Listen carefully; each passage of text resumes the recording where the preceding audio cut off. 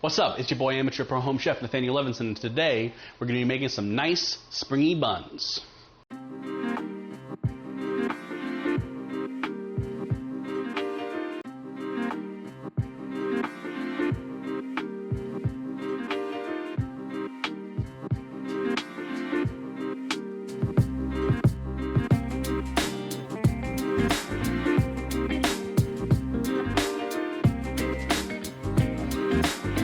Rolling. It's live. So for this recipe, you're going to need whole milk, brown sugar, butter, eggs, salt, all-purpose flour, and bread flour. All right, so the first thing we're going to do is we're going to measure out about 2 cups of milk. To that, we're going to add just a pinch of sugar, just a little bit. Then we're going to pop that in our ludicrously luminescent microwave for about a minute. So now that our milk is nice and warm, we're going to take a packet of our instant yeast and we're just going to sprinkle it on top. Go ahead and give that a little bit of a stir, just make sure all the yeast is touching liquid. And then we're going to set that aside for about 10 minutes until it gets nice and foamy. In the meantime, we'll get the rest of our ingredients together. So into our mixer bowl, we're going to put 4 cups of all-purpose flour and 2 cups of bread flour. Now, if you want your buns really soft, you can leave out the bread flour, but I like my buns with just a little bit of chew. So to that, we're gonna add a tablespoon of salt,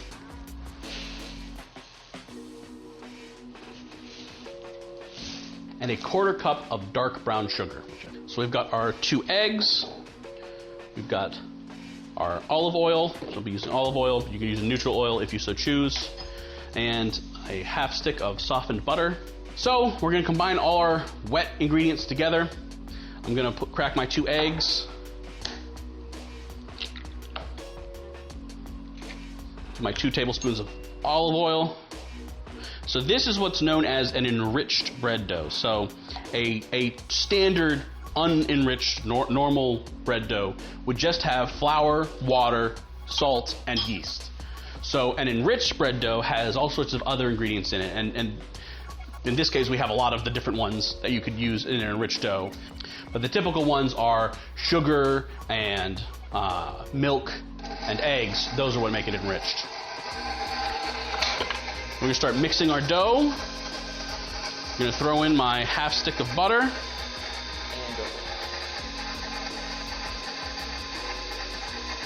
So when you're done, your dough should be a little tacky, kind of glossy exterior. Tacky's good, batter-like is not.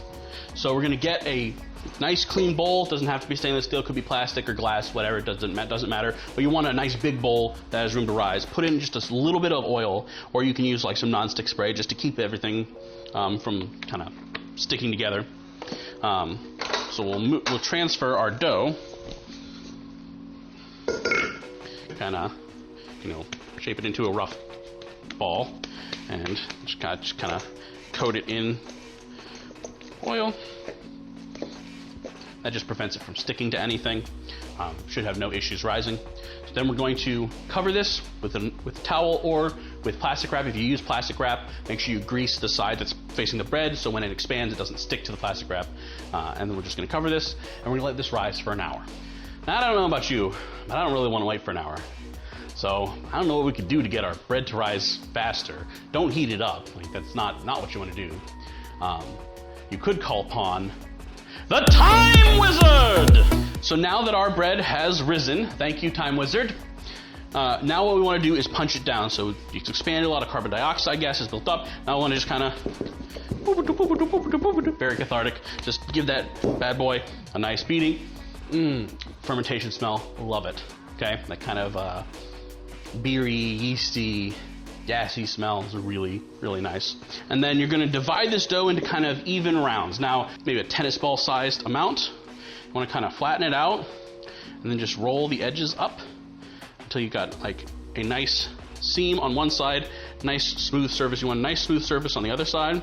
Then just put it in your hand and just going to kind of roll it around until that seam at least mostly closes, right? We want to kind of try to seal that seam as best we can.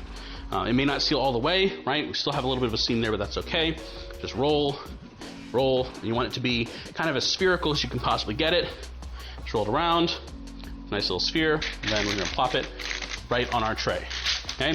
Now, when we're gonna do this with the rest of these, you wanna make sure that you space them out evenly. If you really wanna be technical about it, you could weigh the dough beforehand and then divide it into even pieces. That's a perfectly good way of doing it.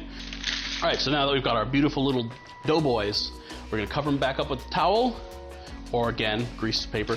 We're gonna let these proof for about 30 minutes. Now, once they are proofed, do not touch them. Unlike the first rise where we want to punch it down, once these have risen again, we don't want to touch them or you're going to get really flat buns and we don't want that. 30 minutes is a long time, man. So I guess it's time once again to call upon the Time Wizard! Well, it seems that our Time Wizard has given us some slightly larger buns, but that's okay. Now, what you can see here, these buns all rose properly. Someone touched that one. And so you've seen it's kind of shrunken down the middle. It'll still be delicious, won't be quite as fluffy and airy as the other ones. But we're gonna preheat our oven to 375, and now we're gonna egg wash these bad boys. So we're just gonna crack an egg.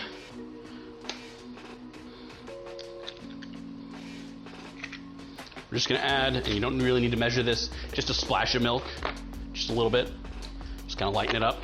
And you really do, to the best of your ability, want to make sure that there's no clumps of white in there. So then we're gonna take a pastry brush. You don't have a pastry brush, you can use a paper towel. It's a little bit messier, but you know, in a pinch, you can use a paper towel.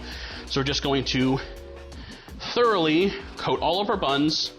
Now, what an egg wash does is it promotes browning. So it's going to give us that nice, lustrous, shiny golden brown that makes it look so dang good. And it's also gonna provide a little bit of flavor as well. And once our buns are nice and egg washed, we're gonna pop them into our 375-degree oven for 15 to 20 minutes or until they are nice dark golden brown. While our buns are getting nice and steamy, we're gonna melt some butter for when they come out. Just gonna take a half stick of butter, plonk, throw it in the microwave for 30 seconds. So our buns have come out of the oven. As you can see, they are lusciously golden brown. They are nice, should sound hollow. It's a good indicator that they're done. They're big old boys, big chunky boys. So we're gonna brush them with some melted butter just as they come out. So this recipe is kind of a play on the recipe for Fuddruckers buns. And Fuddruckers used to be one of my favorite restaurants to go to, not because I thought the burgers were so good, even though they are, and the buns are amazing, it smells amazing when you go in there, but because they had an arcade game that I really liked called Aero Fighters 2, and so when it was my time to pick lunch, I picked Fuddruckers because, hey, food was good, and the buns were always fantastic. Food was good, but really, I went there for Aero Fighters. Oh, it just smells amazing. It's almost like challah, that egg-enriched dough. It's got a sweeter smell than typical bread dough does. It definitely ends up being denser, kind of more pillowy. The crust is a little more chewy rather than crunchy. And you're not really supposed to eat a bun with nothing in it, but you know what? It should be good enough to eat on its own, right?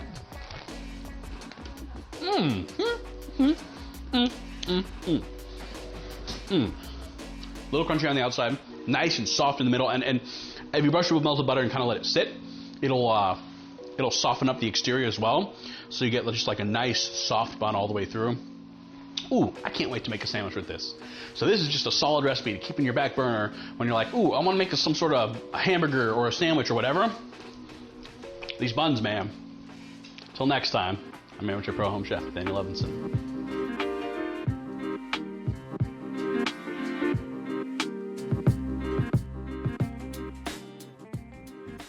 Hey, if you like this video, go ahead and hit that subscribe button, leave us a comment, let us know what you'd like to see on the channel. If you want to get in touch with us, we've got a Twitter at KitchenChemYT. We've got an email, therealkitchenchemist@gmail.com. We've also got an Instagram at KitchenChemistYT. So please, we'd love to hear from you guys. Let us know what you'd like to see next.